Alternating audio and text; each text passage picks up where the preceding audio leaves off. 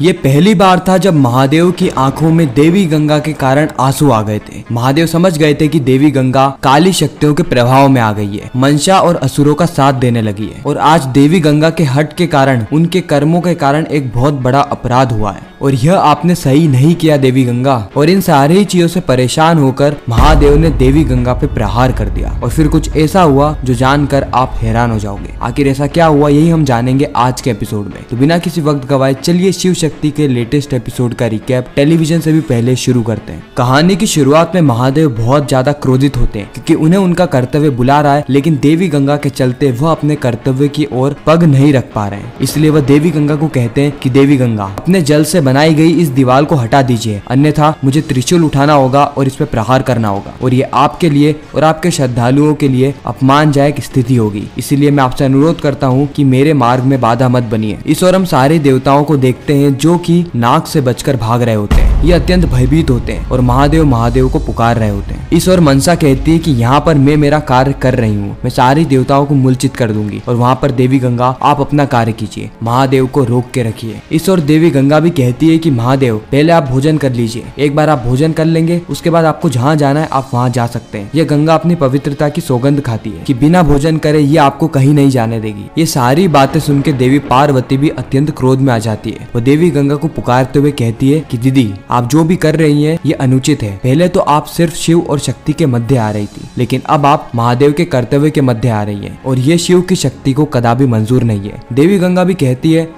कहती है कि पार्वती, तुम भी मेरे कर्तव्य के बीच में आ रही हो और इस गंगा को इसके कर्तव्य तक पहुँचने से कोई भी नहीं रोक सकता, ना ही शिव की शक्ति और ना ही आदि शक्ति। महादेव देवी गंगा से कहते हैं कि देवी गंगा, अगर आपने आपका हाथ पीछे नहीं लिया तो मुझे मेरा हाथ आगे करना होगा। मैं मेरे हाथों से आपके बनाए गए जल के द्वार पे प्रहार करूंगा जिससे आपका अपमान हो जाएगा, इसीलिए आप इस द्वार को हटा दीजिए। उसी वक्त देवी गंगा कहती है कि आप किस किस चीज को तोड़ेंगे, मेरे विश्वास को, मेरे प्रेम को या फिर इस जल के द्वार को। महादेव कहते हैं कि जो भी चीज जगत कल्याण के बीच में आएगी मैं उन सारी चीजों को ध्वस्त कर दूंगा, क्योंकि जगत कल्याण से बढ़कर मेरे लिए कुछ भी नहीं है। महादेव उस द्वार को तोड़ने ही जा रहे होते हैं कि उसी वक्त देवी गंगा महादेव को रोकते हुए कहती है कि महादेव, द्वार को तोड़ने से पहले आप ये दृश्य देखिए। फिर देवी गंगा वो दृश्य दिखाती है कि किस तरीके से सदियों से गंगा जल का उपयोग किया जा रहा था महादेव का अभिषेक करने के लिए। और जिन जिन लोगों ने भी महादेव का अभिषेक किया है, देवी गंगा उन सभी को पुकारती है और कहती है कि आज तक असुरों, सर्पों या इंसानों ने किसी ने भी अगर मेरे जल का उपयोग किया है महादेव का अभिषेक करने के लिए तो उनसे मैं कुछ मांगना चाहती हूँ। मैंने आज तक किसी से कुछ भी नहीं मांगा, लेकिन आज मैं आप सभी से कुछ चीज मांगना चाहती हूँ। क्या आप सभी लोग वह देने में सज्ज हैं? इस वक्त तक असुर गुरु शुक्राचार्य, जिन्होंने भी गंगा जल का उपयोग किया था महादेव का अभिषेक करने के लिए, वह भी कहते हैं कि हाँ, आप जो भी मांगेगी मैं देने के लिए तैयार हूँ। और जितने भी मनुष्य हैं, सर्प हैं, सभी लोग ये कार्य करने के लिए मान जाते हैं, क्योंकि ये पहली बार था जब देवी गंगा ने उनके आगे हाथ फहराए थे। देवी गंगा कहती है कि मैं आप सभी लोगों से अनुरोध करना चाहती हूँ कि आप सभी लोग महादेव को एक वचन दे कि महादेव जहाँ पर खड़े हैं वहीं पर ही खड़े रहे, वो अपने कर्तव्य के लिए पग आगे ना बढ़ाएं। सभी लोगों ने, क्योंकि पहले से ही देवी गंगा को वचन दे दिया था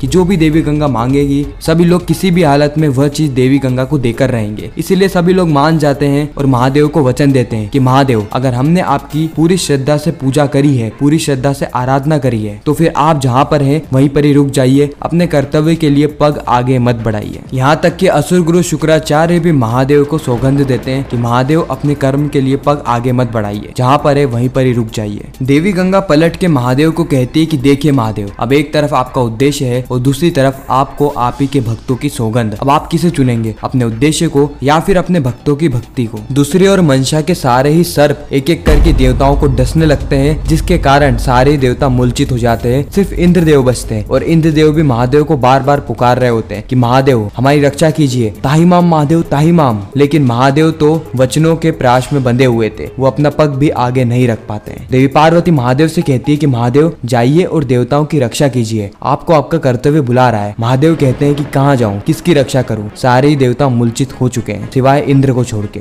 देवी गंगा, आपने जो कुछ भी किया उचित नहीं किया। आज आपने हर सीमा को लांघ दिया है। जिसको आप प्रेम समझती है वह प्रेम नहीं बल्कि एक प्राश है। आज उसी प्राश के कारण आपने प्रेम की पवित्रता भंग कर दी है। क्या आप जानती है प्रेम क्या होता है? प्रेम वह होता है जिसके अंदर किसी के भी प्रति दुर्भावना भावना नहीं होती, ईर्ष्या नहीं, अभिमान नहीं, छल नहीं। सच्चे प्रेम का अर्थ तो केवल तप, त्याग और तांडव है। इतना कहकर महादेव वहाँ से जाने लगते हैं। देवी गंगा महादेव को पुकारे उससे पहले ही देवी पार्वती देवी गंगा को पुकारते हुए कहती है कि बस देवी गंगा, आज आपने सारी सीमाएं लांघ दी है। देवी पार्वती गणेश जी और सारे ही शिवगण को एकांत में जाने के लिए कहते हैं ताकि वह देवी गंगा से वार्तालाप कर सके। देवी पार्वती कहती है कि देवी गंगा, आज आपने महादेव को उनके कर्तव्य की ओर जाने से रोका है और शिव की शक्ति बर्दाश्त नहीं कर सकती। अगर बात महादेव पे आ जाए तो यह शक्ति किसी से भी लड़ बैठेगी, चाहे वह देवी गंगा ही क्यों ना हो। इसलिए महादेव की चुप्पी को अपनी विजय मत समझना, क्योंकि अगर महादेव ने आपकी तरफ प्रतिशोध लेने की ठान ली तो हो सकता है कि संसार से गंगा का अस्तित्व ही मिट जाएगा। लेकिन महादेव आपकी तरह नहीं है, उनके अंदर ईर्ष्या नहीं है। देवी गंगा कहती कि पार्वती, शायद तुम जानती नहीं हो कि मैं क्या कर सकती हूँ। मैं तुम्हारा स्थान ले सकती हूँ, मैं शिव की अर्धांगिनी बन सकती हूँ, शिव की पत्नी बन सकती हूँ। और इस ओर देवी पार्वती हंसने लगती है। देवी गंगा अचंभित हो जाती है और कहती है कि पार्वती, तुम हंस क्यों रही हो। देवी पार्वती कहती है कि आप तो मुझसे पहले से भी शिव को अच्छे से जानती थी ना, लेकिन फिर भी आपको नहीं पता कि महादेव के लिए उनके संबंध सबसे ऊंचे दर्जे के हैं। महादेव पार्वती के अलावा और किसी के साथ भी विवाह नहीं कर सकते। आप यह दिन में स्वप्न देखना बंद कर दीजिए। इतना कहकर देवी पार्वती वहाँ से चली जाती है। देवी पार्वती के जाने के बाद मनसा वहाँ पर आती है, वो भी हाथों में मिष्ठान लेकर। मनसा देवी गंगा को कहती है कि माता,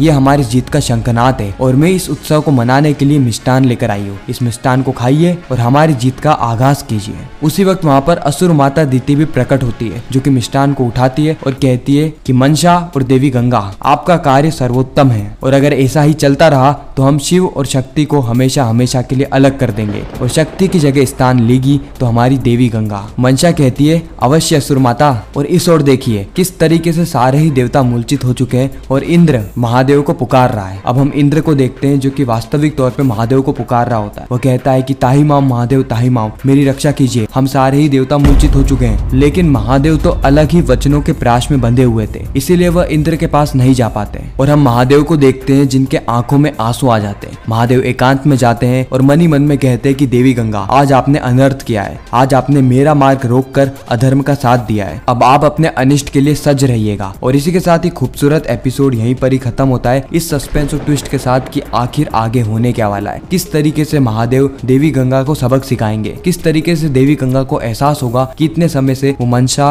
और असुर माता दिति की बातों में आकर अनिष्ट घटनाएं करी जा रही थी, अधर्म का साथ दिए जा रही थी। लेकिन असली तौर पे तो उन्हें धर्म के साथ होना चाहिए, क्योंकि सभी लोग देवी गंगा को प्रकृति की मूर्त मानते हैं। गंगा नदी से ही सभी लोग शुद्धता का प्रमाण देते हैं और अगर देवी गंगा के मन में ही अभिमान, ईर्ष्या और लोभ आ जाए तो उसके बाद गंगा जल भी दूषित हो जाता है। तो यही कहानी है जो कि हमें शिव शक्ति के आने वाले एपिसोड्स में देखने को मिलने वाली है। आपको यह वाला रिकैप कैसा लगा कमेंट सेक्शन में जरूर बताना। और आप शिव शक्ति के अलावा इंडियन टेलीविजन के और कौन कौन से टीवी शोज के रिकैप टेलीविजन से भी पहले देखना चाहते हैं वह भी कमेंट करना। मैं मिलता हूँ आप सभी से किसी नेक्स्ट इंटरेस्टिंग वीडियो में, जब तक के लिए गुड बाय।